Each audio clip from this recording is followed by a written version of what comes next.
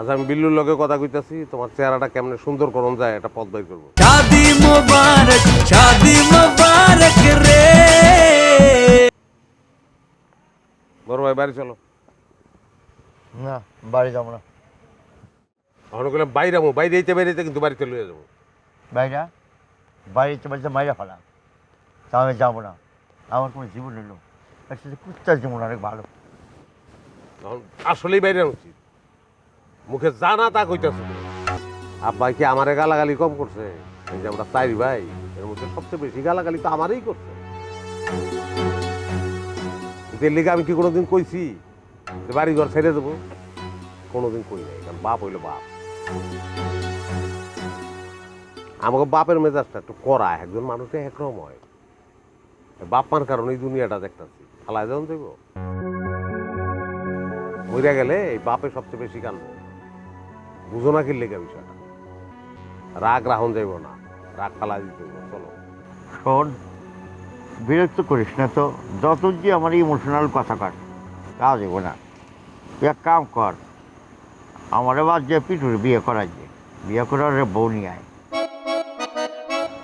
আর আমার যে চেহারা, এই চেহারা কোনো বিয়ে হইব না। চল।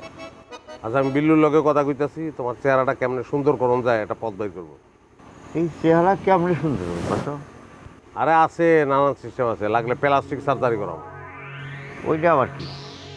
আছে, এই সিস্টেম আছে। এখন টাকা থাকলে সব হয়, চেহারা সুন্দর করে বানান যায়, টাক পাতায় চুল গজায়, কিন্তু টাকা লাগে। তো আমাকে তো টাকা আছে কিন্তু হাতে নাই, সম্পত্তি তো আমাকে নামে না। হ্যাঁ, আব্বার এই কথা কইলে তো 1 টাকাও দিব না। শোনো, সম্পত্তি যদি হাতে থাকতো তাহলে এটা জলদি করতে পারতাম। সম্পত্তি ভাগ করে ফেলাবো। তুমি আব্বারে কইবা সম্পত্তি ভাগ করে দাও। তুই আমার যে এই কাজ করাবি? তুমি বড়, তুমি এই দায়িত্বটা নিবা না? হ্যাঁ, দায়িত্ব তো একটা নিছো। তুমি না থাকলে আমার বউরে নিয়ে আমি এই বাড়িতে ঢুকতে পারতাম? এই দায়িত্বটা পালন করো, সম্পত্তিটা ভাগ হয়ে যাও, টাকা হাতে আইব, আর তোমার এই চেহারার চিকিৎসার ব্যাপারটা আমি দেখতেছি তখন। এই তো তুই আমার নরম করে ফেলালি। আচ্ছা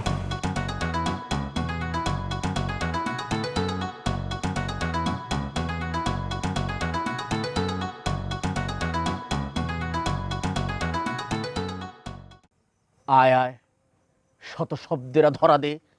তোরা ধরা না দিলে আমি কবিতা লিখবো কি করে? মোনা, মিঠু, এত রাতে তুই? এত রাত কেউ দেখলাম? কেবল 10টা, 10:30 বাজে। গ্রামে এখন অনেক রাত, ইতিমধ্যে অনেকেই বিছানায় হয়েছে কাত। বল কি জন্য এসেছিস? ওই মোনার কাছে একটা নোট খাতা আছে আমার, ওটা নিতে আইছি। আমি তো সন্দেহের জলে ভাসছি। তুই যে ধরনের ছাত্র, তোর কাছ থেকে মোনা নোট নিবে এটা তো অবিশ্বাস্য। শুনিলে তোর কথা ঘুরাও করিবে হাস্য। আই বুদ্ধি ভাই, ফাজলামি রাইখা একটু মোনার কাছে যান, গিয়া আমার নোট খাতাটা আইনা দেন। আমি ওর লগে কথা কইতে চাই না। আপনি মোনারে গিয়া কোন আমি নোট খাতা নিতে আইছি। আমাকে কি তুই হুকুম করছিস? হুকুম মনে করলে আমি নিজেই গিয়া মোনার কাছ থেকে খাতা নিয়ে আইতেছি, আমার কোনো সমস্যা নাই। পরে আবার বললেন না যে আপনার বোনের সর্বনাশ করার জন্য ঢুকছে। মিঠু শোন, এত খারাপ না আমার দৃষ্টিকোণ। আমি উদার মনের মানুষ। আর ছন্দ মিলানোর দরকার নাই, আমি নিজেই যাইতেছি। আমি কি তোমার নোট এইভাবে দিছিলাম? এটা কি ধরনের আচরণ? আপনারা না কইছি দিনের বেলা খাতা নিতে আইতে, আর আপনি কি করলেন? নাচতে নাচতে রাইতের বেলায় আয় পড়লেন। কি শয় না? আর কখনো আমাকে বাড়িতে আইবেন না।